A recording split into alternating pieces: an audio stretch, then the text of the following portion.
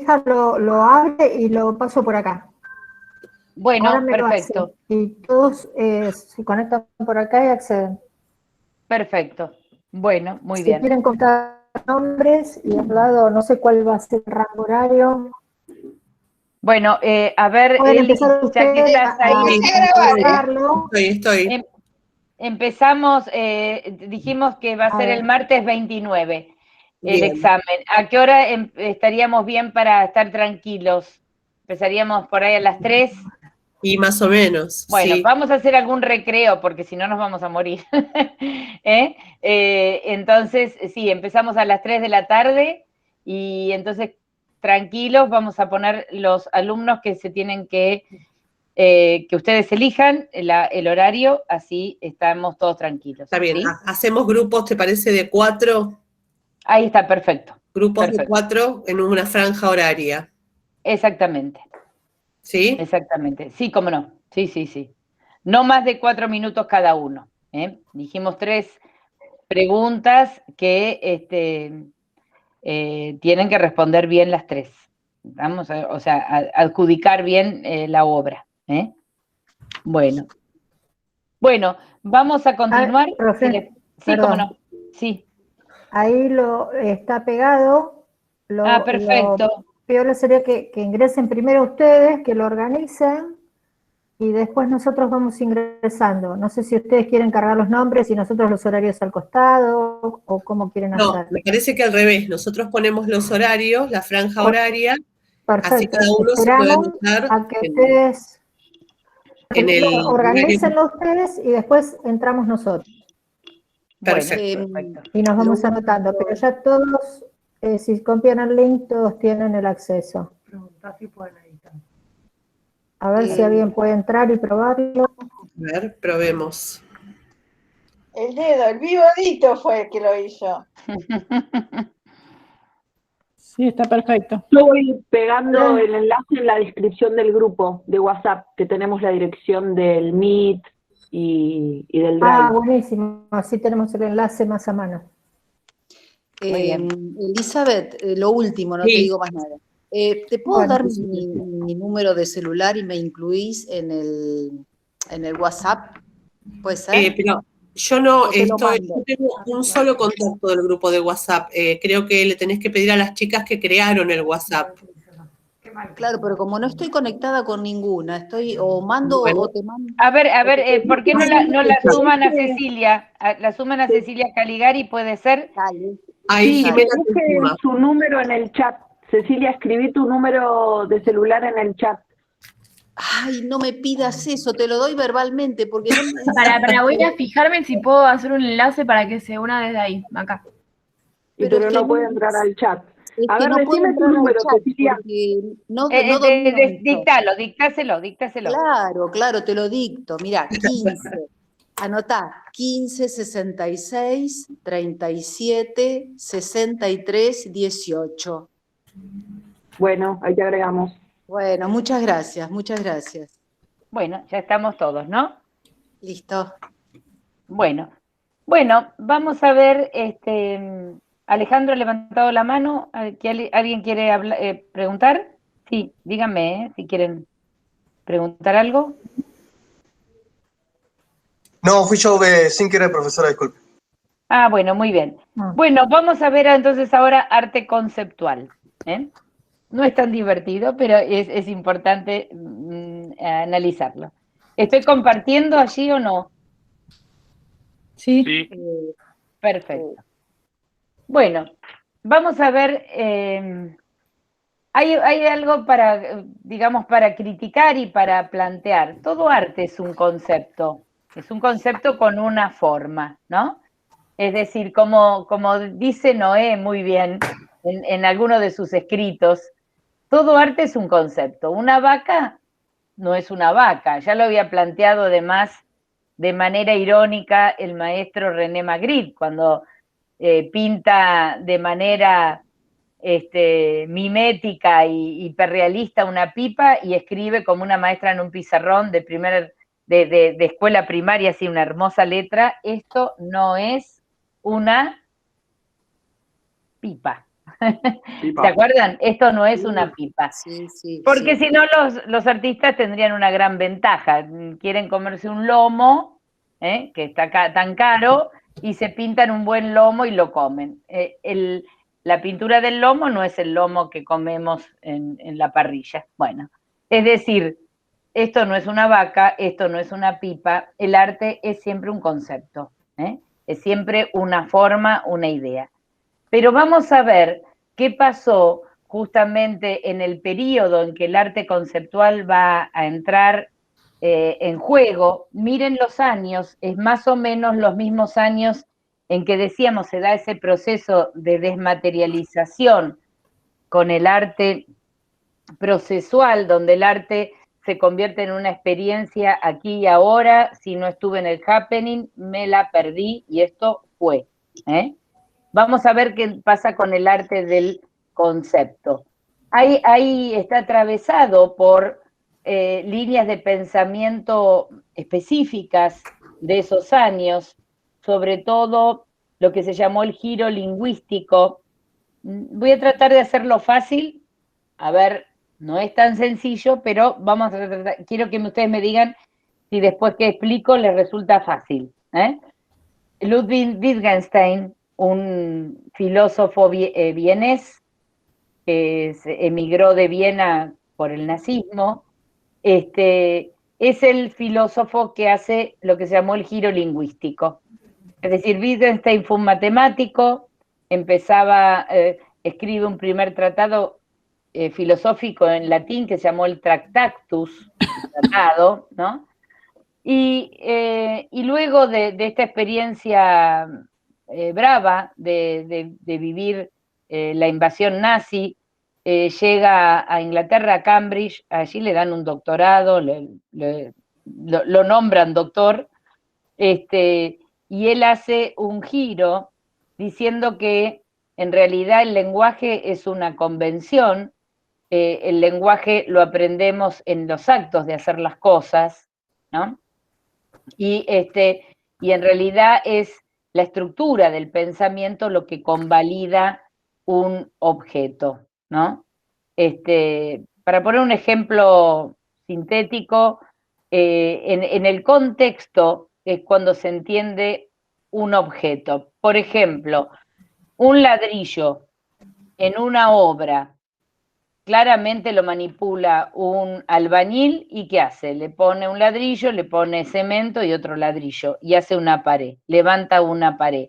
Es decir, para el albañil el ladrillo tiene un sentido específico, que es el material, la materia prima para hacer una pared, si no es steel from, que es ahora lo que se usa, que es otra cosa. Pero la construcción en la Argentina sigue siendo una pared, ladrillo, cemento, ladrillo. ¿Se entiende? Sí. El ladrillo tiene una función. Bien. Ahora, como decía Borges, yo te puedo tirar un ladrillazo. ¿Y ahí qué función tiene el ladrillo?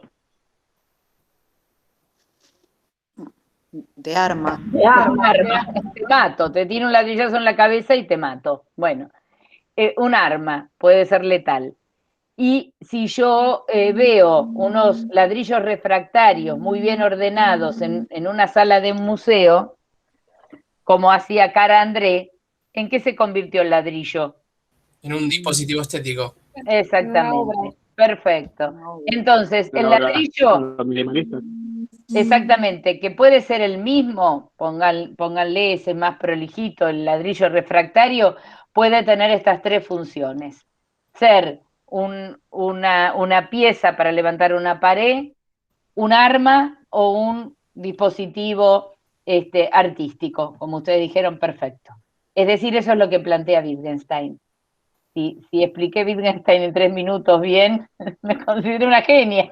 Pero bueno, es decir, esto es lo que es el giro lingüístico cuando él empieza a revertir su concepto del pensamiento filosófico de la época del Tractatus a las investigaciones filosóficas y al uso del lenguaje. Vamos a Umberto Eco. Les digo que Wittgenstein aparece en las obras de, ya lo vamos a ver, cómo fue leído por Deira, por ejemplo, por Ernesto Deira, por Felipe Noé, que en la última muestra, no sé si alguien lo vio, había un homenaje a Wittgenstein, interesante. Vamos a ver también Umberto Eco, el más brillante semiólogo, por lo menos para mí, porque es muy fácil, muy sencillo, muy claro, donde justamente la semiología empieza a investigarse justamente como el arte de la comunicación, como el arte de los sentidos que tienen las cosas, los signos, las imágenes, los signos gestuales, los signos escritos, artísticos, es decir, la comunicación que tiene un código, que tiene un emisor, que tiene un mensaje y que tiene un receptor. ¿Sí? Es decir, las formas como signos, como significantes. Una cosa es la semiología y otra es la semántica, pero uno más ligada al estudio del lenguaje. Umberto Eco plantea algo que para mí es muy interesante cuando define el mensaje estético en 2 libros importantes. Uno es La estructura ausente, ahí es donde está el capítulo, recomiendo, el mensaje estético. Y él dice que los mensajes comunicacionales son unívocos. Es decir, yo leo un cartel que dice, el tren sale a las 17 horas a Tucumán, por el andén 4. Y todo el mundo tiene que leer lo mismo, porque si no me voy al andén 1 y me voy a Mar del Plata en vez de Tucumán. Y eso sería un error, o lo mismo que un semáforo. El rojo es parar, el verde detenerse y el verde avanzar, el amarillo detenerse. Es decir, es unívoco, no puedo interpretar de otra manera. Y Umberto Eco dice, el lenguaje visual es un lenguaje polisémico, tiene muchos sentidos, no infinitos, pero tiene muchos sentidos, y esa está la riqueza está en su propia forma, y es autorreferencial. Si yo tengo un semáforo con las luces cuadradas, o un semáforo con las luces redondas, si es LED o no LED, no importa. En cambio, en el arte importa cuál es la forma que tiene ese mensaje. ¿Se entendió? ¿Sí? Humberto Eco. Sí.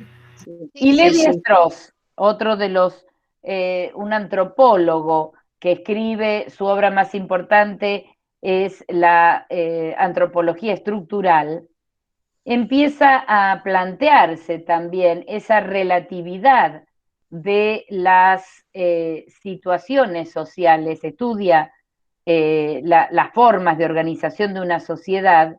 Por ejemplo, él dice que todas las sociedades tienen prohibido el incesto. Después no sé si están así, pero no importa. Él lo que va a descubrir es cómo funcionan las sociedades. Es decir, yo estoy dentro de un código en una sociedad. Y pongo un ejemplo, no de las tribus que él investigó, creo que en la Amazonia también. Pongo un ejemplo de un niño nacido en la ciudad de Buenos Aires.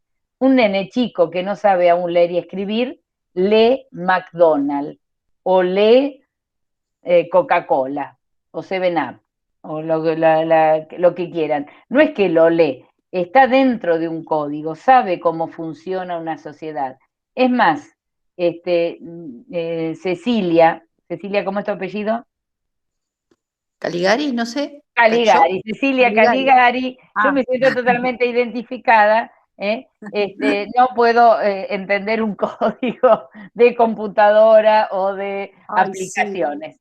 Bueno, soy una nulidad. Y mi hija más chiquitita, que ahora ya es grande, bastante grande, pero cuando era chiquitita con 2 deditos ponía, yo le decía, mira Maru, a ver, haceme esto, y me lo hacía. Yo decía, un poco más lento porque no lo veo, no lo entiendo cómo lo haces. Bueno, con 2 deditos y 4 años manejaba la computadora mucho mejor que su mamá. Es decir, estar dentro de una sociedad o estar dentro de una cultura es entender un código. Esto lo dice Wittgenstein, esto lo explica desde el ámbito de la sociología Umberto Eco, y esto lo comprueba en el análisis de la antropología Levi-Strauss, antropólogo que murió hace muy pocos años, bueno, 1909, ahí lo tiene. Es decir, el arte conceptual va a atravesar la idea de código, la idea de mensaje, la idea de codificación, la idea de que el arte es una idea más que una forma. Hay un desplazamiento desde digamos, el acento formal hacia la idea del código, es decir, la idea de un arte que se maneja a través de un código. Vamos a ver si lo podemos entender. Análisis, teoría y lenguaje, bases y antecedentes del arte conceptual. De la corriente reflexiva del del arte minimalismo, yo les dije que del minimalismo salían 3 ramas. Una era la de ese minimalismo duro, al antiform, también al arte, al land o earth art, y también al conceptual. Sol Levitt dice, la idea es una máquina que genera arte.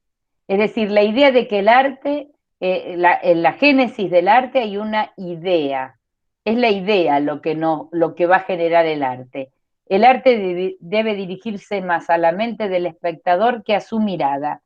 Hay como un cuestionamiento al formalismo, a la base formal, y hay un planteo en los minimalistas de pensar de que hay códigos, hay formas de establecer determinadas ideas que no importa si se materializan o no.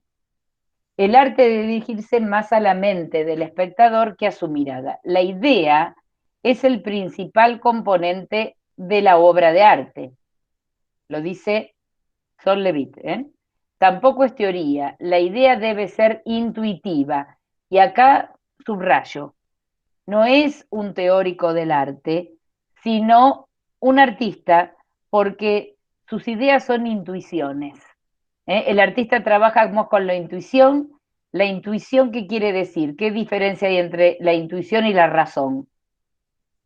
¿Qué es algo intuitivo? Y cuando se perciben elementos, diferentes algo de elementos. las sensaciones. Algo que no se piensa, que lo haces por instinto, viene como desde adentro. No lo Exactamente. razonás antes de producirlo. Que no funciona como una lógica pura. Yo digo, intuitivamente digo, esta persona me cae bien, me gustó. A ver, no la conozco, no hablé 10 horas con esta persona, pero lo veo y me cae bien, me doy cuenta de que es honesto, de que es buena gente. Pues me puedo confundir, me puedo equivocar, pero hay un acercamiento no lógico que es intuitivo. Me trabé. Intuitivo. Intuitivo. No racional. No responde tampoco a generar una emoción. Y por eso el arte conceptual va a ser un arte a veces frío. No quiere generarte una emoción. Solo una idea puede ser una obra de arte. Reflexión sobre la... Sí. Esta última idea de que la idea justamente puede ser una obra de arte me hizo acordar a la escultura que se vendió hace poco que no existe. No sé si vio algo de eso. No lo vi. La escultura Una escultura invisible, que se supone que es energía o que no es nada y como que se vendió. Ajá. Bueno, recuerden ustedes a Yves Klein vendiendo la idea del azul, que él la había mostrado, pero era una idea también. Sí, nada nuevo siempre, ¿no? También había salido la del premio Petrobras, de que se tenía que mandar la convocatoria por mail y el artista no envió ningún mail con nada y tomaron eso como la obra y que la habían seleccionado como obra y todos decían, wow, la obra no obra. Exactamente. O la muestra que hubo en San Pablo, la Bienal de San Pablo, que tampoco no había obra, ¿no? La idea esta de... La primera exposición de arte conceptual se hizo se llamó así, January 5, es decir, 5 de enero de 1969, o January Show, realizada por el coleccionista y mecenas Seth Siegelow, como el límite último del arte. Se hizo en fue una muestra que se hizo en una oficina del centro de Manhattan. En esta muestra lo que primó fue el catálogo formulado por proposiciones que se convirtió en la obra en sí. Estuvo formada por 4 artistas que fueron Robert Barry, Douglas Gubler, Joseph Kossiut y Lawrence Weiner. Sus primeras primary information, que constaba de 30 definiciones de obra de arte. El conceptualismo cuestiona la naturaleza del arte hasta ese momento y en algunos casos el dominio del mercado. Es decir, acá también vamos a ver cómo los artistas conceptuales de alguna manera remetían contra el mercado del arte, porque ahora vamos a ver que la obra se conforma en una idea. Ahora bien, hay un texto extraordinario de Octavio Paz que ataca a los artistas conceptuales diciendo, bueno, ¿por qué no se pasan al ámbito de la filosofía o de la matemática, que son ideas también abstractas? Siempre la obra va a tener alguna forma material, algún tipo de forma. Y uno podría decir que es la figura de Joseph Kossiut, este artista norteamericano que se forma en la universidad en filosofía, que escribe una obra después de la filosofía, que es la tesis de Wittgenstein, es que las palabras no reflejan la realidad, tampoco el arte tampoco debe contrastarse con lo real. El arte se relaciona con la lógica y las matemáticas. Es una tautología, en tanto no proporciona ninguna información sobre hecho alguno. Voy a subrayar algo. Joseph Kossiut, padre del arte conceptual, no sé si es el primero o no, pero vamos a ponerlo de esa manera porque fue el que más impulso le dio. Hace un conceptualismo que vamos a llamar tautológico. ¿Qué es una tautología? ¿Alguien tiene idea? Es una proposición que no se puede modificar. Es como A es A o algo así. Bien, está más o menos también. Es una. Que se define a sí misma, que se repite y se define a sí misma como de modo circular. Exactamente, muy bien todo lo que dijeron. Es como un círculo vicioso. Es como un círculo, o algo que no amplía el conocimiento. Por ejemplo, decimos A es igual, es lógica. Por ejemplo, ¿se acuerdan los enunciados lógicos? A es igual a B, B es igual a C, por lo tanto, A es igual a C. A es igual a C. ¿Qué amplió? Nada, es la ley de igualdad, ¿no? Como se dice, la ley de identidad, de igualdad, bueno, ya me olvidé. Transitiva, creo que era. Claro, transitivo igual a sí mismo. Si A es igual a B y B es igual a C, A es igual a C. Esto es lógica. Vuelvo a Joseph Kossiut y a Wittgenstein. Wittgenstein dice, las palabras no reflejan la realidad. Es decir, las palabras son una convención y lo que Wittgenstein dice, no tenemos que estudiar las cosas, tenemos que estudiar cómo hablamos, tenemos que estudiar el lenguaje, porque en el lenguaje, y Wittgenstein dice algo muy interesante, la realidad más importante incluso está fuera de las palabras. Por ejemplo, cosas muy importantes como la prohibición del incesto. Nosotros no le enseñamos a un hijo nuestro, no debes tener relación con tus padres, relaciones sexuales con tus padres.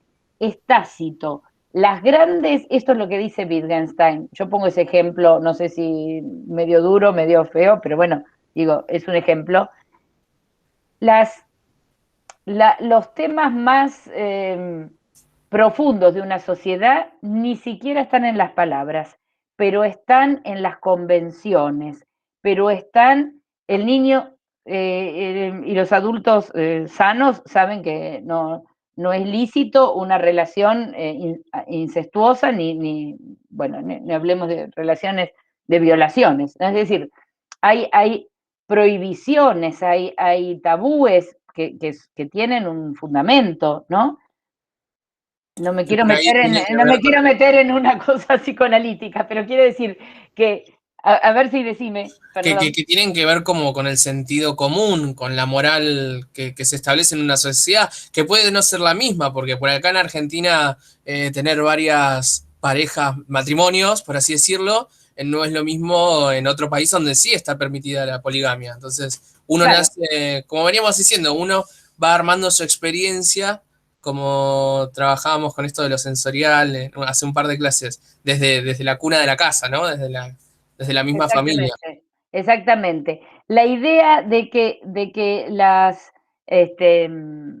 sociedades tienen pautas que a veces, dice Wittgenstein, ni siquiera están en el lenguaje. Están él lo dice así, en los intersticios del lenguaje.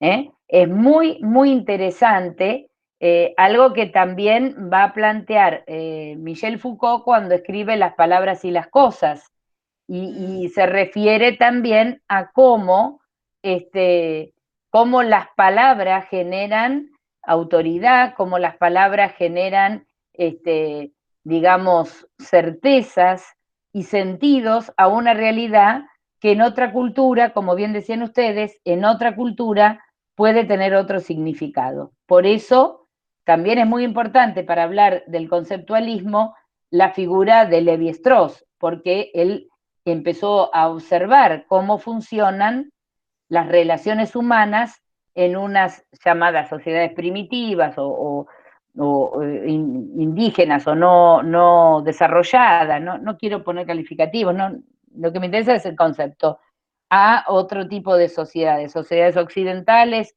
sociedades orientales, monogámicas, poligámicas, es decir, cómo funciona. Lo interesante es que la cultura está allí. Esto es muy importante porque nos va a dar pie justamente a la idea de posmodernidad. Es decir, no hay una realidad absoluta, hay situaciones de sentido común que es una cultura.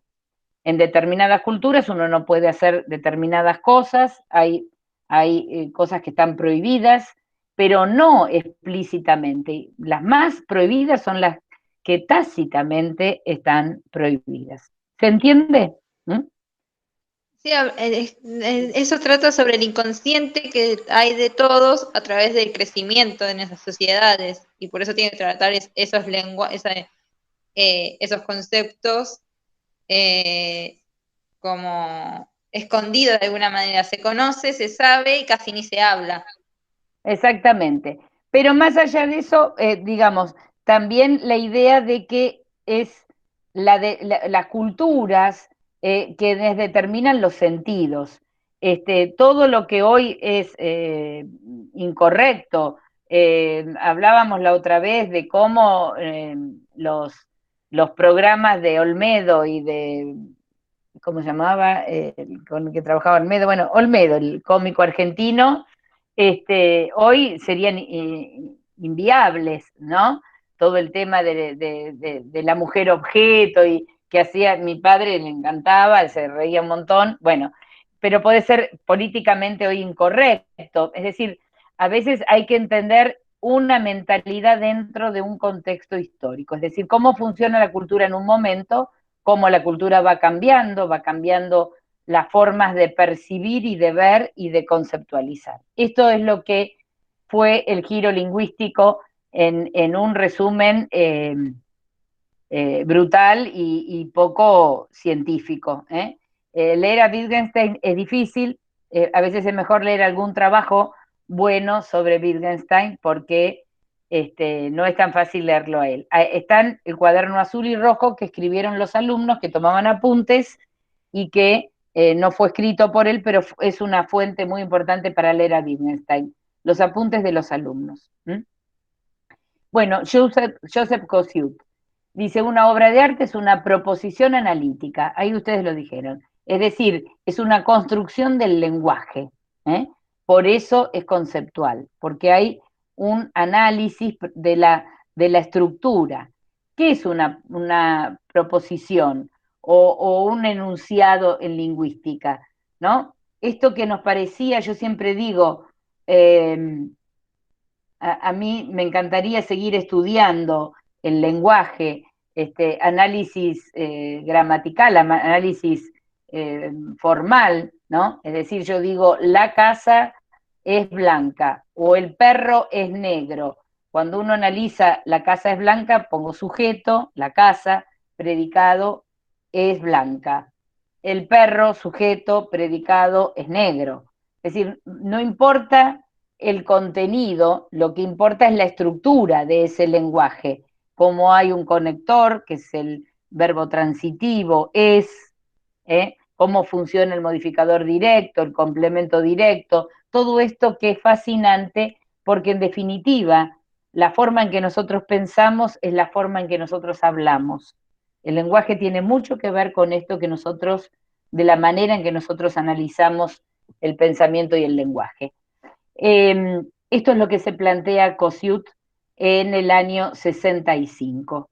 Y se lo plantea desde el lenguaje, desde el manejo de la obra como una proposición analítica.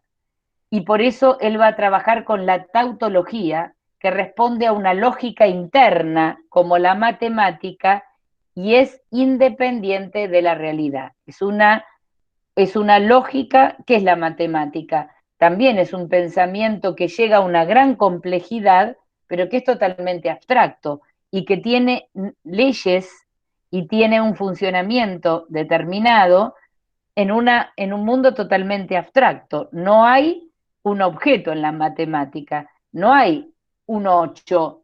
El 8 es un número, es una entidad, pero no son 8 garbanzos, 8 palitos.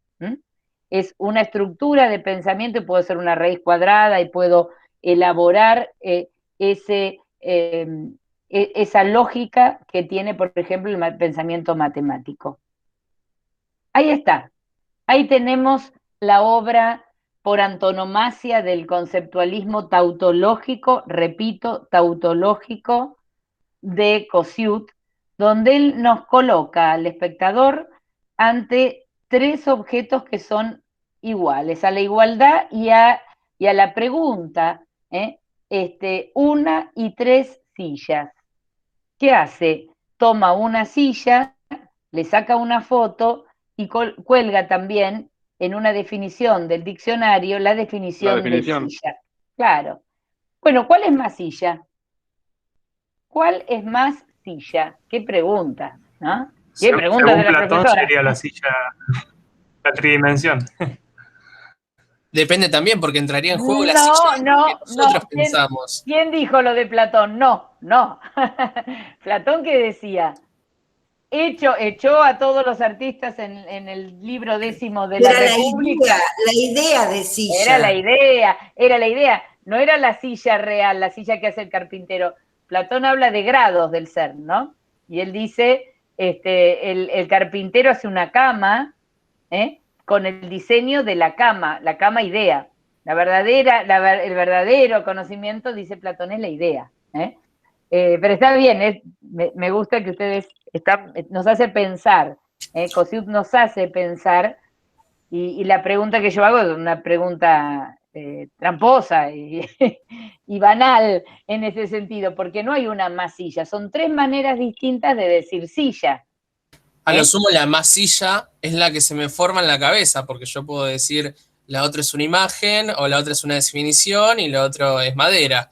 Entonces, por ahí la idea que yo tengo de silla, la que se construye, esa sería para mí la tercera silla, en 1 y 3 sillas, dependiendo cuál silla sea la que toma el artista como la silla real para él. Y ahí estarían como 4 sillas, podrían ser 4 sillas. Las 3 que veo, las que se arman en mi cabeza. Está bien. La idea universal de silla. Exactamente, es lo que nos pone Santa la disyuntiva de 3 maneras distintas de decir lo mismo, por eso es tautológico. Son 3 maneras de decir lo mismo. Ahora bien, ¿Cuál es más silla? ¿Esta silla estilo plegable o esta silla estilo más, ¿cómo se llama? Ay, ¿cómo se llama el estilo? Las sillas esas que están en los bares. No me sale. ¿Cuál es Banco, más banqueta. Donet. ¿Cómo dijiste? Creo que se llama Donet. Tonet, la Banco, silla banqueta. Tonet, bueno, banco, banqueta o silla de cualquier forma, son todas sillas, ahí tenemos, todo esto lo hizo Cosiut. Y, a ver, pregunta del millón, si Cosiut, que vino a hacer una muestra a Buenos Aires, la hizo en la galería de Rubén Sacar, que era ex libri, en homenaje a la Aleph de Borges, lo hizo con María Kodama. Si tiene que venir a Buenos Aires, ¿trae la silla? Y la definición de silla que la puso en inglés porque él es norteamericano. No, No trae nada. No trae nada, ¿no? Es decir, acá tenemos también cómo se desmaterializa el arte. El arte es una idea, porque lo que él está buscando es esa tautología de 1 y 3 sillas, pero si la lleva a Japón, lo que va a necesitar es la definición del diccionario, escribirlo en japonés para que los japoneses puedan leer la definición, este juego que él les plantea de la tautología, pero lo tiene que poner en japonés. ¿Se dan cuenta? Entonces, esto es lo interesante, que se desmaterializa la obra porque es una idea. La idea de tautológica. Vuelvo a repetir esta palabra, la tautología, ¿no? Es decir, es un conocimiento lógico como A es igual a B, B es igual a C, por lo tanto A es igual a C. 1 y 3 martillos. 1 y 3 lámparas. Y acá esta obra, pensemos algo también, nadie escapa al espíritu de su época. Cosiud está empezando este camino del arte conceptual en pleno auge del minimalismo. Entonces la presentación de esta obra, que son 4 cubos de vidrio transparentes, los hace casi a la manera de un Robert Morris o un Donald Judd. ¿Y qué escribe? En inglés, bueno, hasta acá llega mi rudimentario inglés, ¿no? En la primera cubo, pone... vacío, y vidrio, y clear creo que es... limpio. Y caja. Y glass es vidrio, ¿no? Y ahí está. Es decir, ¿qué está diciendo? ¿Qué está diciendo? En caja, cubo, vacío. Es otra forma de decir lo mismo, de vuelta. Está diciendo lo mismo que lo que estamos viendo, porque estos son cajas de vidrio, vacíos, limpios, de vidrio, ¿no? Estoy bien. Y con forma de cubo. Está diciendo lo mismo que estamos viendo. Es Lo que decir, está definiendo. exactamente, está definiendo en la obra y le está agregando el texto, ¿no? Es decir, la diferencia que tendríamos con una obra de Donald Judd es que él le pone un nombre y que nos hace reflexionar sobre la forma y el lenguaje, ¿no? Y el concepto. Sí, cuando veíamos la obra de Sol Lewitt era de las palabras escritas en colores. ¿Tiene algo que ver? Por supuesto, es una obra conceptual. Ya dijimos que, acuérdense que ahí es cuando hay una fuerte, digamos, una bisagra de Sol Lewitt claramente hacia el conceptualismo, ¿no? Está bien. El color intermedio entre 2 colores, ¿no? ¿Está bien en inglés la traducción? Sí, está bien. Sí, está bien. Bueno, ¿qué estás diciendo? Está poniendo los colores, justamente está repitiendo el concepto en estas luces de neón, donde palabras de neón, hechas con neón. Estas 5 palabras en neón azul, ahí tengo la traducción, pero 5 words in blue neon, ¿eh? Es decir, ¿qué hace? Una tautología que tiene una forma. A ver, sí tiene una forma. Tiene una pared negra, tiene una escritura hecha con luces de neón, y tiene además un orden casi denunciado, es decir, casi que estamos ante la corporalización de una preposición, ¿no? Bueno, en las primeras investigaciones abandona el objeto por definición del diccionario, que titula Arte como idea, como idea. Y ahí tenemos otra presentación de Kossiut, que si no fuera por la escritura, lo veríamos muy ligado a la presentación de un artista minimalista con una especie de repetición obsesiva de una forma fría, calculada, con una separación exacta entre una y otra. En las segundas investigaciones, entre el 68 y 69, se vale de publicidades, recortes periodísticos, publicitarios, televisivos, para enfrentar los sistemas artísticos de los no artísticos. Bueno, ahí tenemos otro trabajo de Kossiut, que ya está trabajando con algo más contextualizado, ¿no? Es decir, algo más, diríamos después, posmoderno, es decir, está tomando esos contextos de información de diarios y los ordena como información.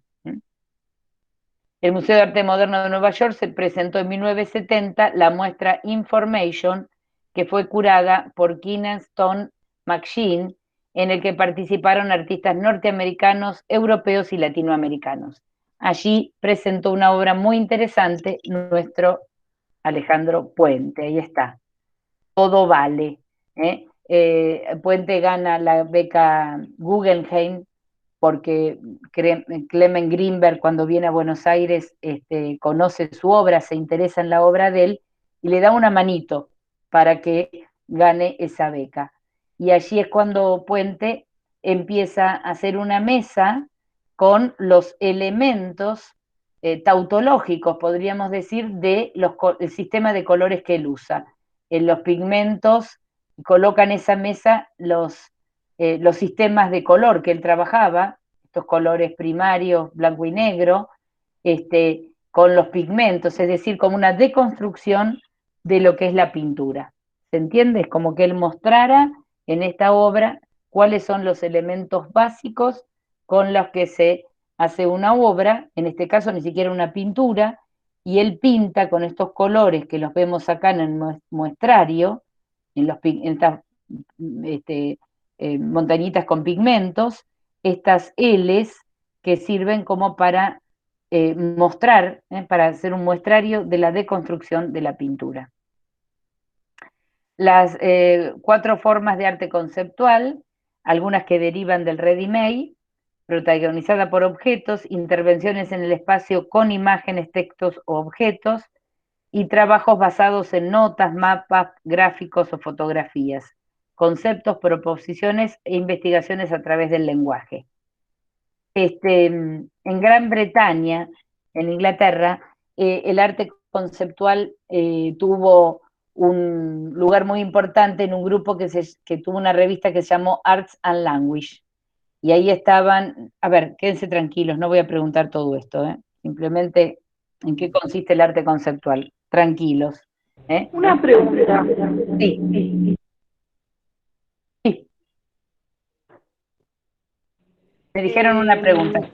¿Me escuchan bien, no? Recién viendo una obra de Joseph Kossiut, dijo que ya era posmoderno, o sea, sigue siendo conceptual, pero también es posmoderno.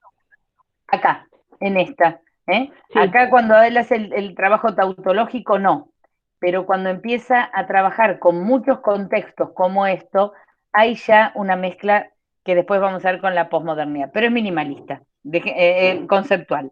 Quédate tranquila, no se preocupen tanto por esas variaciones, no importa. ¿Se entiende? Después lo vamos a ver, ya lo vamos a ver. Acá tenemos a los artistas que formaron el grupo en Inglaterra. Estados Unidos e Inglaterra, decimos, están liderando estos movimientos de los 60, 70. Y acá también el arte conceptual, en este caso, creo que es de Terry Atkinson, coloca un relieve con un cuadrado y garantía. Esta pintura cuenta con un cuadrante que tiene 4 lados y 4 ángulos y blancos. Es decir, explica lo mismo que estamos viendo. Bueno, este es un mapa con 300 millas del Pacífico Oeste, donde no veo nada, es una convención. Un mapa es un arte conceptual, digamos, si lo tomáramos como un concepto. ¿Por qué? ¿Qué es un mapa? Es una abstracción a escala de una geografía, pero es un concepto. Leer un mapa físico, un mapa político. Y una convención también. Es una convención, exactamente. Es un Pero lenguaje. es una representación también del espacio. Exactamente. Por eso sería dentro de una... Ahora, ¿dónde están ellos trabajando? Bueno, están trabajando dentro de espacios legitimadores del arte, dentro del museo. Un mapa en un museo es lo que ellos... y Lawrence Weiner plantea esta frase, que es como una frase tradicional, donde dice la tierra como tierra, el polvo como polvo, algo así. Es decir, todos terminamos siendo polvo, ¿no? Miren, esta tiene cierto humor también. En lugar de pintar, ¿cómo podría llevar al concepto la pintura? A ver, alguien que lea mejor que yo el inglés y lo traduce para todos. Es fácil este. A ver. Verde. ¿Quién se anima? ¿Alguien puede leerlo o no? Sería verde también como el azul, también como el rojo. Rojo y verde y azul más o menos. Rojo sobre y por el encima. Verde, por el sobre y por encima del verde, por encima y sobre el azul. Rojo en relación al verde, en relación al azul. Rojo y digo, no sé qué es. En vez de verde. Y en vez de azul. En vez de azul. Bueno, imagínense que yo tengo que describir un cuadro, ¿no? Es como un poco una paradoja entre los colores que superpongo o junto ¿cómo se dice? Superpongo como hago veladuras, en palabras. Es un poco esta idea de rebelión contra la forma llevada al lenguaje, ¿no? Es imposible describir un cuadro de formas con palabras, ¿no? Bueno, el arte es inmaterial, dice Robert Barry, no es un objeto, es un proceso mental, igual que el espacio donde sucede. Bueno, algo de verdad tiene, ¿no? Esta frase tan rotunda, porque en realidad, ¿dónde sucede el arte? En la cabeza de cada uno de nosotros y es algo inmaterial. Aún una obra tan figurativa y diríamos fenoménica como Las Meninas de Velázquez. ¿Dónde está? Cuando la miro, cuando la pienso, cuando estoy frente a esa imagen. Bueno, y Robert Barry hace una obra que es lanzar un gas incoloro al espacio, y saca la foto de un acto de algo que fue, es simbólico. Todas las cosas que pienso, pero pero que ahora, en este momento, estoy pensando. Y acá aparece... Perdón, una consulta. La obra que recién acabas de pasar, ¿sería que Lanart... No, bueno, él está dentro del conceptualismo, porque él dice que está haciendo una acción que es la inercia, inerte, un gas que tiró al aire. Podría ser también, tiene también un formato Land, es cierto, está bien. Vale, gracias. Y acá va a aparecer también la idea de que el arte registra el tiempo, ¿no? Que van a ser una línea muy importante que va a inaugurar Onkawara, un artista que va a trabajar con la idea del tiempo. Ahí está Onkawara, un artista japonés que vivió en México también, su padre era ingeniero y viajó también a México, y termina siendo uno de los artistas más relevantes en el ámbito norteamericano del arte, del conceptual, pero de datos. Tenía como una obsesión por la idea de la muerte, finalmente murió, pobre Onkawara, como todos, y documenta acciones o notas que y va a trabajar también con el tiempo público, el privado, con las formas macroscópicas y microscópicas. Muy interesante, porque él va a hacer todos los días como un raconto del tiempo, y bueno, en inglés pone 13 de octubre de 1970, 7 de mayo de 1980, fecha también con un formato medio minimalista, como ustedes pueden ver. Estuvo en el Museo de Arte Moderno, ¿no? En Historia de dos Mundos, hace Sí. 3 años. Es impactante la obra de él, a mí me fascina, sí. Sí. Y le digo, y están todos los grandes museos del mundo, desde el Pompidou, el MoMA, los museos de vanguardia, está toda la obra también, hay obra de él, ¿no? Y él también hace esto, que como lo que veíamos con Kosiut, en donde va a contraponer también esta fecha, diríamos, casi modélica, ¿no? Donde no nos dice nada más que el día, el mes y el año, y lo contrasta con periódicos donde pasaron cosas. Acá hace un contraste, hace un juego entre esa imagen así despojada, siempre trabajando con letras blancas sobre fondo negro, y hechos que pasaron ese día. Es interesante.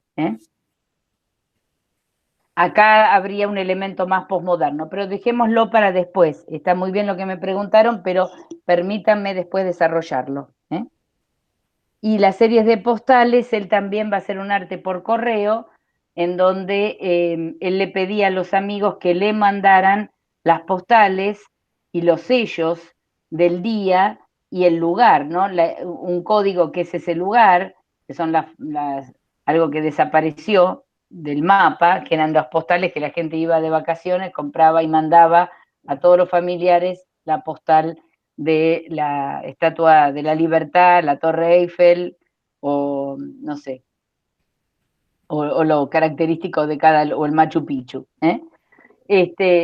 Y muy interesante que también acá él manda un telegrama que dice, Onkawara, todavía estoy vivo. Interesante esta, que son datos, son conceptual de datos. Y después va a catalogar algo como casi, diríamos, una idea interesante, 1.000.000 de años, calendario. En 1969 hace estos planteos de 1.000.000 de años calendario. Bueno, John Baldessari es otro artista norteamericano que también va a trabajar. Su interés se centró en las interconexiones entre la palabra y la imagen. En el espacio de la tela se producen intercambios entre el texto y la imagen, que en su caso siempre es fotográfica. En sus obras los textos aparecen aislados. Lo más frecuente es el uso que hace de imágenes fotográficas de temas banales y cotidianos tomadas por él mismo. Imágenes de violencia, sexo, muerte. Y también humor. Por ejemplo, esto que hace él con letra cursiva, con mano alzada, que dice, no haré más arte aburrido. ¿Y a qué nos recuerda? No haré más arte aburrido, no haré más arte A la aburrido. escuela. A la escuela, cuando nos hacían en castigo, escriba 50 veces, no me portaré mal en el aula. Bueno, ¿qué es pintar? A ver, alguien que tenga inglés fluido. que es la pintura, ¿no? Es la pintura. Bueno, yo lo intento. Dale. Ustedes se dan cuenta como todas las partes de un buen cuadro se relacionan con unas con otras. No están simplemente ubicadas una al lado de la otra. El arte es una creación para el ojo y puede solamente ser pautado con las palabras. Muy bien, muy bien. Es decir, Algo es como... perfecto, perfecto. Es como una definición, como una reflexión sobre el concepto de arte. Y acá dice los términos más útiles para describir obras de arte creativas. Original, linda, desenvuelta, fuerte, bueno, inspirada. Es decir, hay como una crítica también a los tips para el artista para vender, ¿no? Generalmente, que dice, las pinturas con colores claros son se más venden vendibles. más fácil. Miren qué bueno Las esto, que ¿no? tienen colores oscuros. Exactamente. Era un influencer, un youtuber. Claro. Esos que ahora te dan tips para todos, como si uno fuese... Por eso hay una mirada Los irónica. temas que venden. Madonna, la Madonna y el... Con el niño. Claro, con el niño, los paisajes, las pinturas de flores, claro, la naturaleza muertas. Faltaría el payaso con la lágrima, ¿no? Bueno, hay como un humor y hay una mirada también de anti-mercantil, hay una crítica al mercado del arte con los artistas conceptuales. Después ya vamos a ver cómo las galerías empiezan a refunfuñar porque, por supuesto, hay quienes coleccionan arte conceptual, pero son pocos, porque es poco lo que compran estos. Bueno, y ahora vamos a pasar, sí, a la Argentina. Me parece que a las 9 no llegamos porque nos vamos a cansar mucho todos. Pero por ahora están bien, ¿van bien o no? Sí, está bien, profesor. Profe, la interrumpo antes de que empiece. ¿Vieron que compartieron el documento de la lista para el examen? Sí. Yo hice como una tentativa de cómo se podrían organizar los grupos. No sé si esos son los horarios que ustedes van a elegir, los pueden modificar o si van a poner algún recreo en el medio. Más que nada para que no haya una confusión para los que ya se están anotando. Me encanta tu iniciativa, te lo dejo en tus manos, organizalo todo. Porque organicé, por ejemplo, el grupo 1 a partir de las 15 horas a 15 y 20, o sea, yo estimé 4 o 5 minutos por persona, entonces de a 4 personas, 20 minutos. Por entre que si se conecta, si se tilda, todo, 5 minutos para cada uno. El está tema muy es que bien, Alan, estoy mirando, está muy bien. No sé si... Bravísimo. Continuarlo. Continuarlo, desde ya te digo, continuarlo y no sabes el favor que nos haces. O si van a alcanzar el tema de los tiempos, ¿hasta qué hora? Porque... No importa, hasta la hora que sea. Lo continúo. Yo lo termino hasta que dé 50. Perfecto. Claro, te agradecemos muchísimo ese trabajo que a mí me cuesta mucho. Y ya nos soluciona. Que somos más de 50, porque no todo el mundo se conecta. Hay gente que después ve la clase grabada. Ahí está, por eso. ¿Listo? Por ahí, y si empezamos, está bien, a las 3 sí, a las 3 está bien. Sí, de 3 a 10, sí. Sí. Bueno. Igual tendríamos que mandar una circular, Eli, vos que ponés en el Facebook y en Eva, ponerles a los que no se conectan que se anoten en esa dirección. Les paso el enlace. Bueno, muchísimas gracias. Sí, al final es el 29, porque me fijé de que la semana de clases termina la del 25. No sé qué opina el resto. A mí en realidad me viene, creo que a todos nos va a venir bien porque ya no queda ninguna materia. No importa, que Digamos que la multen a la profesora, no importa. Claro, no, porque no se tiene que estudiar, sino. A ver, queremos explicar cosas importantes y ver cosas importantes, bueno, tenemos que tener más tiempo, chau. La multa va a la profesora, no se preocupen. No, Bueno. aparte también es la última. Por mí bien, yo no tenía ningún problema. Es el último nivel. Bueno, y si nos dicen y no entregaron las notas, y bueno, es mi culpa, no hay ningún problema.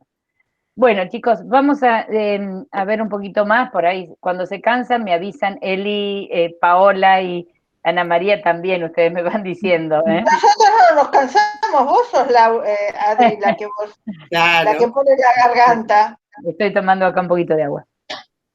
Si yo te cansaste vos. Bueno, chicos, no, sí, por ahora sigo, no sé si hasta las 9, pero un poquito más seguimos. Bueno, acá tenemos qué fue el conceptualismo en la Argentina. Y voy a tomar una frase importante que no dije, cuando en esta tentativa importante, en este transcurrir de lo que fue el Ditela, que fue poner al día el arte argentino con respecto a estos centros, Ido Ditela dijo, hicimos impresionismo 5 años después, o 10 años después, hicimos fauvismo 3 años después, hicimos, digamos, cómo la Argentina o los artistas argentinos trabajaban con un retardo con respecto a los movimientos de este concepto centro-periferia. Pero dice, hicimos pop 2 horas y 45 minutos después, con lo cual está diciendo, hicimos pop art al mismo tiempo que se estaba desarrollando en Estados Unidos.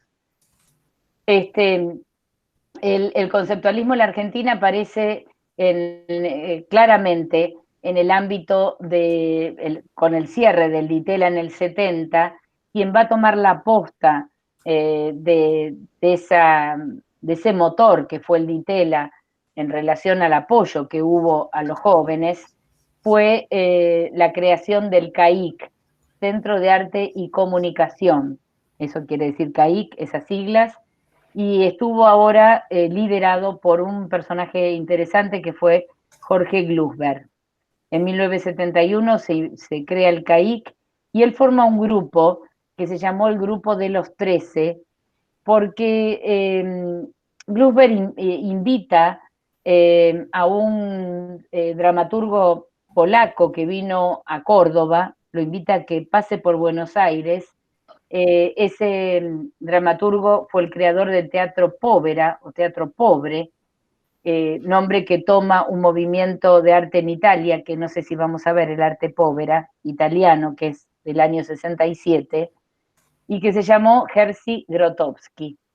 Y tenía una obra de teatro que se llamaba El Teatro de las 13 Sillas. Bueno, ahí lo vemos a Glusberg, acá lo tenemos, este es Glusberg, este es Luis Benedit, este es Alfredo Portillos, profesor de la escuela durante muchos años, este es Gripo, este creo que es Marota, este no me acuerdo, Gregorio Duhovny creo que es, este Clorindo Testa y este es Mahler. Bueno, no son los nombres que aparecen ahí. Y formaron el grupo de los 13. Miren atrás, ¿qué tenemos? Computadoras de la época, los primeros equipos de computación. Una computadora ocupaba una habitación entera. Y el arte de sistemas fue justamente, ahí tenemos los catálogos, funcionó donde antes era la sociedad, donde hoy es la Sociedad Argentina de Artistas Plásticos, la SADE, no, SADE es de escritores.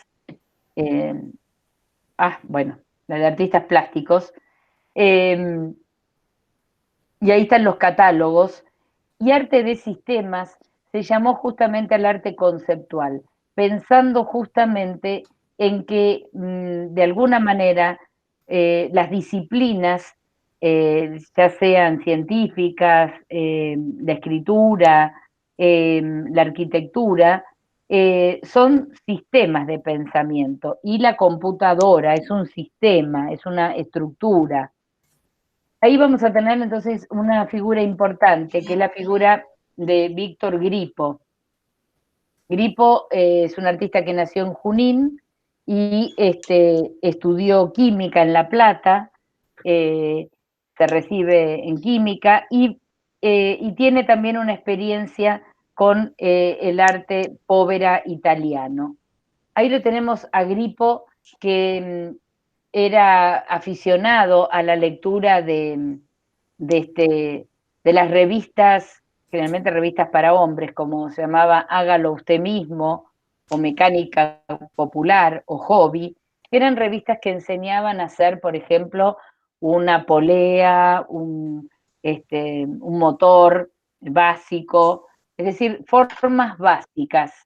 Y Gripo va a empezar a trabajar con formas alegóricas que a mí me parecen incluso más interesantes, más importantes, más profundas, esto es una opinión personal, que el conceptualismo tautológico o de datos de los norteamericanos. No es algo chauvinista, no es que diga es mejor, pero Gripo va a tomar algo que también en esos años 70 hay una mirada sobre una reivindicación en esa idea centro-periferia de lo que es nuestra propia identidad, y él va a tomar justamente un elemento muy fuerte como es un tubérculo, como la papa, que terminó siendo el alimento básico de Europa, pero que fue traído de América a Europa, que se habló de la revolución de la papa. Si ustedes piensan los platos típicos de los países más pobres de Europa del Este o de Irlanda, por ejemplo, que murió un montón de gente de inanición con una peste que le agarró a las plantaciones de papa. Y la papa es un término quichua, entonces, y él va a tomar una metáfora interesante, que es la vida, la energía de la papa, ahora sí, a través de un sistema, con un voltímetro, mide la energía de una papa. Muy interesante me parece este concepto. Y acá lo tenemos a Gripo, que en el año 71 va a hacer junto con Gamarra, Jorge Gamarra, una intervención esta es la plaza Roberto Art en la calle Rivadavia y Esmeralda, en donde ellos hicieron un horno de pan típico de la ciudad de Junín, o sea, del campo. Traen a una persona que sabe hacer estos hornos. Esta muestra duró un solo día, y la idea era también, esperen que, a ver dónde están lo de las papas, pero ahí está, distribuir los panes, porque Gripo también va a trabajar con la idea, ahora lo vamos a ver, de la fórmula química de que el pan es en realidad agua más harina más calor. Es decir, algo que nosotros nos damos cuenta y hacemos siempre química, como una sustancia, como el trigo, con agua, sal, y a cierta temperatura se convierte en el pan. Y como un elemento simbólico del campo hacia la ciudad, y también simbólico en relación a la historia, porque Cristo es el que reparte entre sus discípulos el pan, como una eucaristía, como un acto eucarístico. Bueno, en un contexto histórico de represión en la Argentina. ¿Qué resultó? Bueno, que ese mismo día, alguien que tiene, fíjense, el micrófono abierto, ciérrenlo.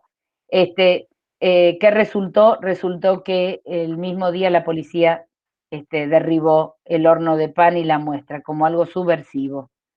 Bueno, y Gripo va a trabajar con esta analogía de este tubérculo americano, que es la papa, en esta obra que tiene el Malva, que se llama Analogía 4, donde él contrapone de manera visual la papa artificial, la papa hecha en acrílico, el mantel de terciopelo, y por otro lado en una lectura, diríamos, marxista, ¿no? La papa rústica, ¿no? Con el mantel. Mostrando ricos y pobres, el pobre.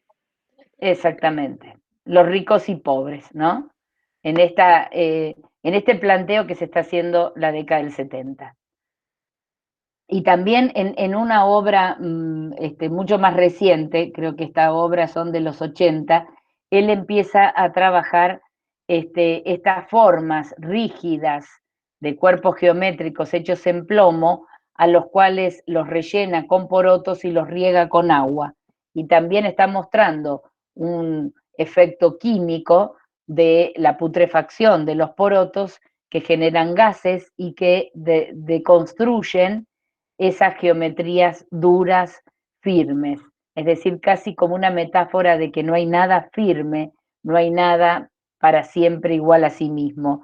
No hay un mundo de ideas que no se mueven. Bueno, y con respecto a las papas, él va a hacer muchas Luego se presentaciones. desvanece en el aire. Exactamente, todo se desvanece en el aire, famosa frase de Marx también, ¿no? Bueno, y acá tenemos las papas y los voltímetros, esta idea de que nuestra vida es una energía que tiene caducidad.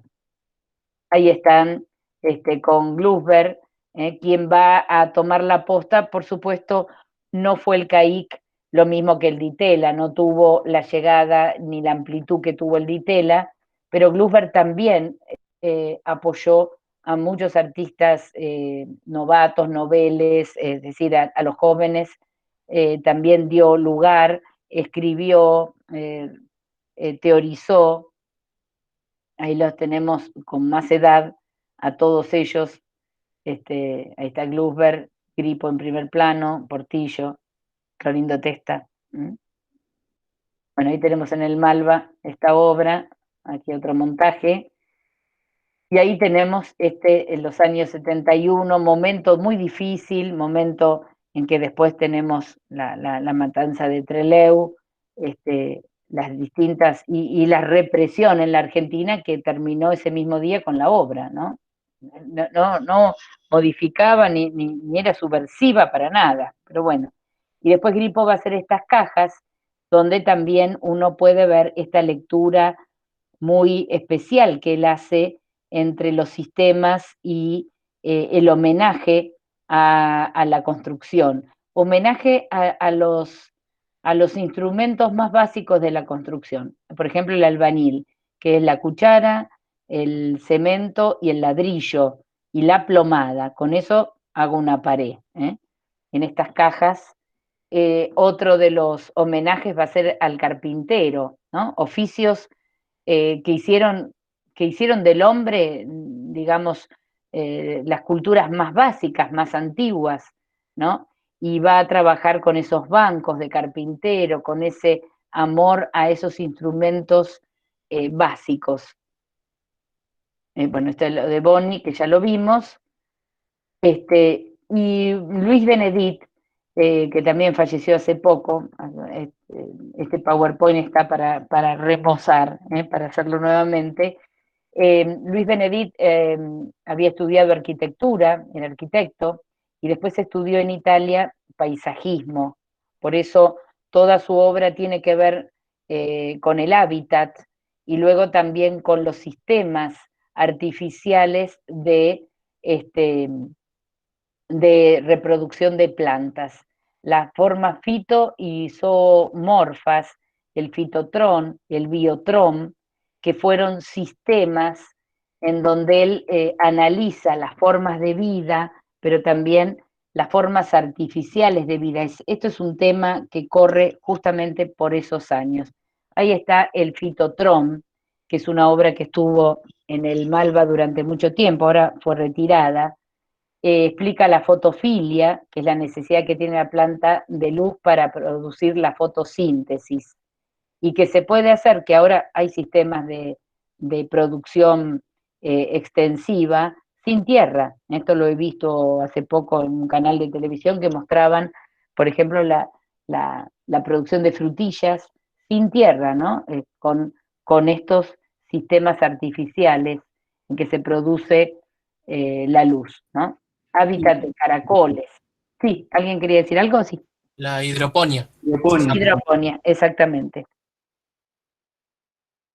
Y en la Bienal de Venecia él va a presentar una forma que no la tengo acá, pero él hace hace una investigación con un profesor de la Facultad de Agronomía, en donde hacen un panal de abejas artificial y lo colocan en la Bienal de Venecia, y las abejas tenían la posibilidad o de retirar el polen de un acrílico, digamos, de una casilla ya estipulada, o de salir afuera a los jardines de la Bienal y tomar el polen de las plantas de la Bienal. Y por supuesto, las abejas hacen lo mismo que los seres humanos, buscaron lo más fácil, tomaron de este receptáculo donde ya tenían el polen elaborado. Y Luis Benedit después va a hacer algo que para mí me parece muy interesante. Él le fascinaban la Patagonia y hace muchísimos viajes al sur de la Argentina y va a hacer viajes casi de estudios antropológicos. Por ejemplo, va a tomar estas instalaciones donde él toma fotografías, imágenes, pedazos de lanza, documentos sobre los onas, sobre los indios patagones, y lo va a mezclar incluso también con otra lectura muy interesante, que es el diario de Darwin. Recuerdan ustedes que Darwin escribe El origen de las especies volviendo del Beagle, y su viaje con el Fitzroy, y su encuentro, por ejemplo, con rosas.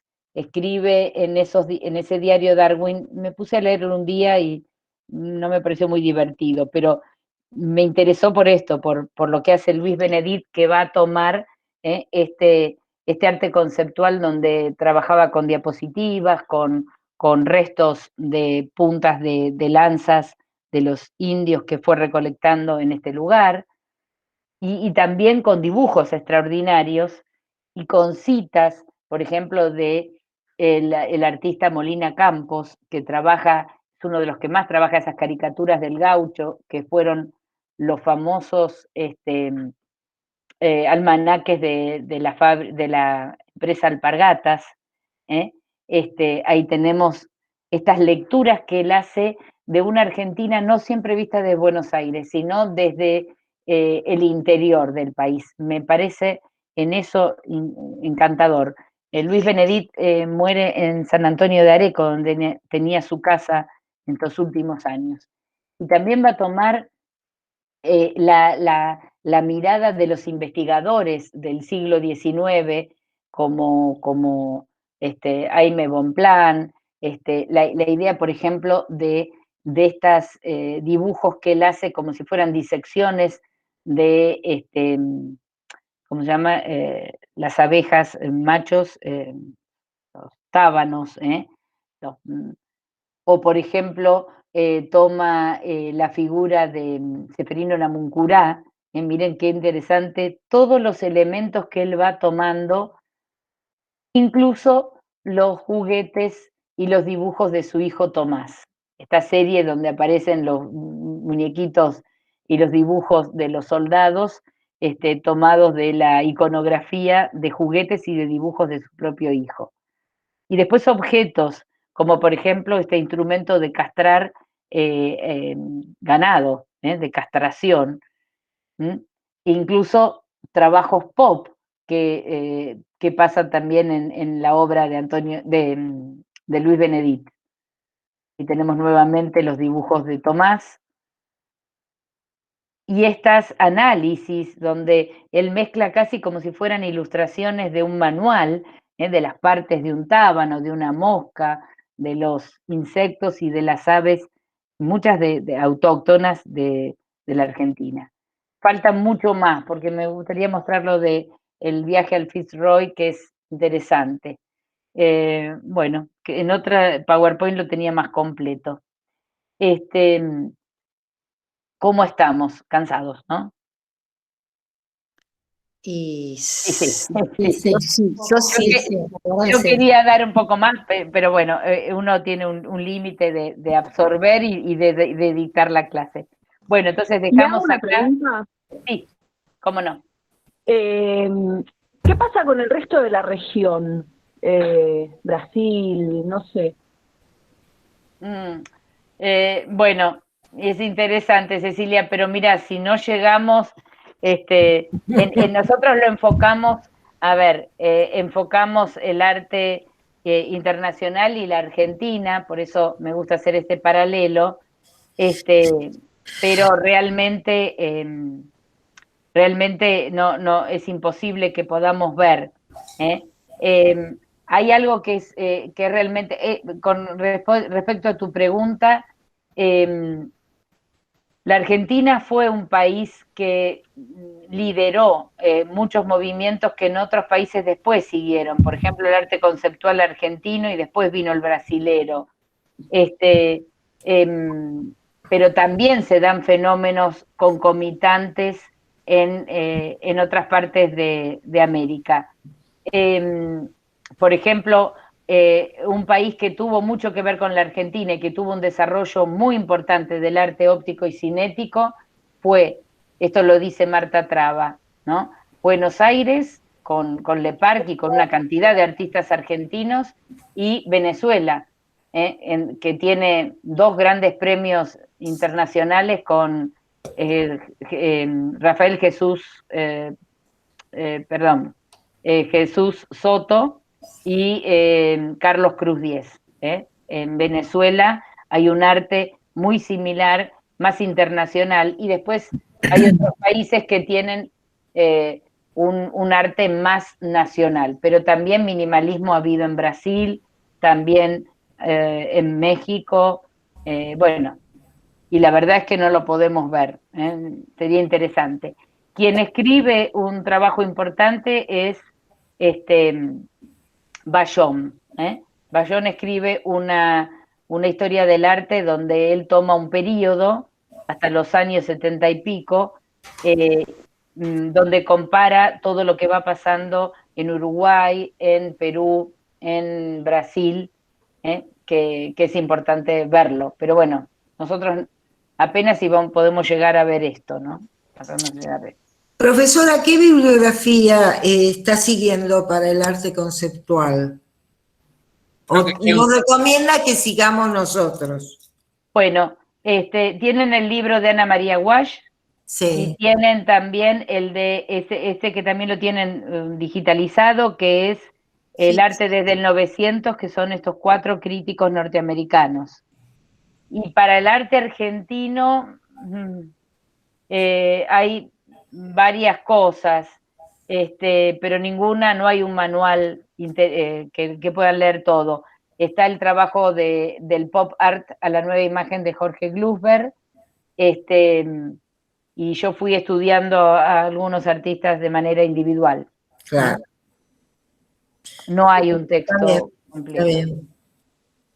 Gracias. Bueno, profe, la clase que viene que leemos, seguimos con el conceptual. Miren, me faltó, me pone mal porque veo un montón de imágenes que me faltan de Benedit, por lo menos. Vimos Grippo y Benedit, vimos Margarita Paxa, ¿no? Un poquito cuando vimos el Di Tella.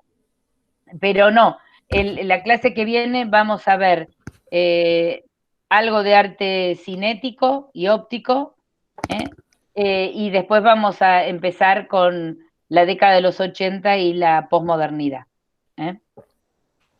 ¿Cuántas clases tenemos? A ver, porque así me ordeno un poco a ver qué puedo dar. ¿Cuántas clases nos quedan? Y tenemos 3 o 4. Si vamos a tomar el 29, 4. No, 4. 29 no, hay que tomarlo. 3 clases nos quedarían. Si vamos a tomar el 29, tenemos 3 clases más. Bueno, tendríamos que ver también la neofiguración, ¿no? Es interesante también ver esto. Bueno, la clase que viene, entonces, ¿qué tendríamos, Elizabeth, para ver? Que por lo menos seguimos un orden. Hasta ahora está claro, ¿no? Sí, tendríamos que entrar otra vez a internacional. Sí. Con la parte de posmodernidad.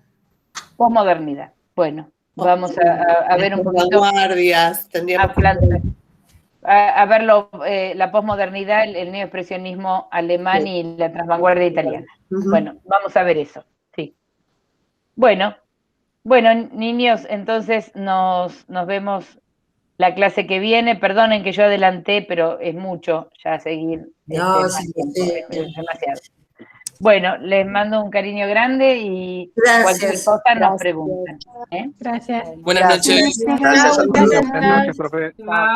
Gracias. Buenas noches. Adriana. Sí, ¿cómo no? No, solamente te quería decir, no estés preocupada, hemos aprendido un montón, es tanto lo que nos estás dando, que siempre va a quedar algo afuera. Pero aparte, con todos los libros que tenemos, el que realmente tiene interés va a seguir leyendo. Sí, porque no da la vida, miren, yo sigo estudiando. No, por eso te digo, no nos alcanza. 40 años de docente. Claro, tenemos una vez por semana, es una cosa. Bueno, eso te quería decir. Sí. Gracias por todo. Gracias, Estela, porque eso me deja más tranquila. De que estoy dando cosas, sí, gracias, te agradezco mucho esa apreciación. No, chao. Una pregunta nada más, ¿la clase que viene también es a las 5? No, pongamos de nuevo el horario que ponemos siempre. Ay, qué suerte, bueno. Ahí aviso. Perdonen, pero fue porque yo quería dar más, pero me doy cuenta que ya no se puede, tantas horas. ¿No? Está bien. Voy a asistir igual, chao. Gracias. Hasta luego. Chao. Igual está grabada y a quien no pudo entrar, se la pasamos. Ahora sí, dejen de grabar, chicas, así ya. Dos preguntitas. Entonces, la clase que viene sería en el otro link, en el link de las 6 de la tarde, en el link de siempre, digamos, de Meet. ¿Sería el mismo? Pau, porque eso lo estás manejando vos ahora. Bueno, sí. Seguro Pau después nos los pasa. Ahí está. Yo calculo. Sí, Paola les va a avisar. Lo que pasa es que nosotros habíamos subido que el día 8 también teníamos una clase a partir de las 5, ¿eh? Era el primero. No, pero vamos a hacer a las 6, no, porque es mucho. Ok, bueno, chicas, entonces. dejemos de grabar, así ya lo cortamos la grabación, para que no se siga grabando. Ok. Ahí está. Bueno, sí, está bien la aclaración. Ahí Profe, yo. Una última cosa y la dejo. Le mandé sus saludos a Graciela Olio. ¿Y qué te dijo? Fueron enviados ayer. Bueno, muy bien. Muchas gracias. Chau. Chau, hasta luego. Bueno, entonces hay que modificar eso. Todavía está grabando, corten la grabación. ¿No corto la grabación? Ok. Sí.